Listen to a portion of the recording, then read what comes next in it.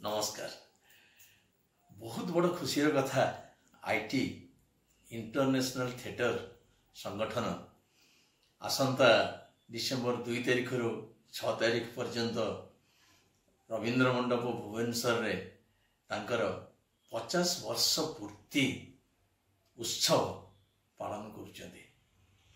गोटे नाट्य संगठन 50 वर्ष भाविदेला बेलू सतरे असंभव लगुले भी कथाटी संपूर्ण सत। 1975 मसीह जन्म नहीं इंटरनेशनल थिएटर आईटी संगठन तात्कालिक ओडिया मंच नाटकर एक नूतन संभावना, नूतन स्वर, नूतन दिगंत तैयारी करिवारे सते जेमिति आपना को संपूर्ण चुक्तिबद्ध करिथिला। 1975 रु 2024 दीर्घ कालर यात्रा। ता भितरे संघर्ष अछि, संग्राम अछि, उत्थान अछि, पतन अछि, आनंद अछि, निरानंद अछि।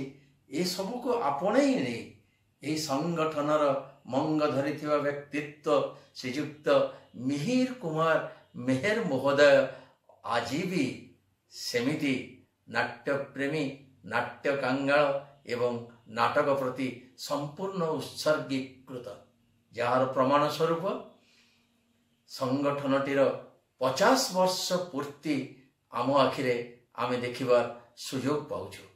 तेणु बंधुगण, सबुठ बड़ कथा है संगठनटीए करदेवा, किछि दिन ताहा चलिबा और बंद होबा ये तो एक साधारण व्यापार, किंतु संगठनटी सहित निजक संपूर्ण संश्लिष्ट करी एकाग्र चित्तरे ऐकांतिक भाव एकाकी मनोनिवेश करी दीर्घ 50 वर्ष ताकू गोलाप फूलर पाखुड़ा परी सजई रखिबा यह देव आशीर्वाद व्यतीत निश्चित आउ किछि नुहे।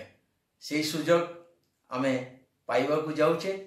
आसंता डिसेम्बर 2 तारिख रु 6 तारिख मध्य यार उद्गाता, यार प्रतिष्ठाता सदस्य श्रीयुक्त मिहिर कुमार मेहर महोदयंकर आग्रह, उद्दीपना, उल्लास, उच्छ्वास सते जेमिति ए उत्सवटीर प्रति क्षेत्र रे भर्ती ही रही। आमर कर्तव्य से महान व्यक्तित्व को आमे मानसिक, शारीरिक, जदि संभव हुए आर्थिक सहयोग करी ए उत्सवटी केमिति सर्वभारतीय स्तर रे एकई आनंददायक निरंतर स्मरणीय उत्सव ही रहिबो। आम सहयोगर हाथ बढ़ेबा एवं आमे समस्ते एई डिसेम्बर 2 तारिख रु 6 तारिख रवींद्र मंडप रे उपस्थित रहिबा एवं समस्त को जणई देबा जे आमे ओडिशार नाटुओ माने केही कहार अपर नुहंती, समस्ते निजर, समस्ते एकांत, समस्ते एक और समस्ते अभिन्न। नाटक को आमे जो माने भल पाउछे, नाटक ही आम पाई सबु किछि, नाटक ही आम पाई सबु किछि।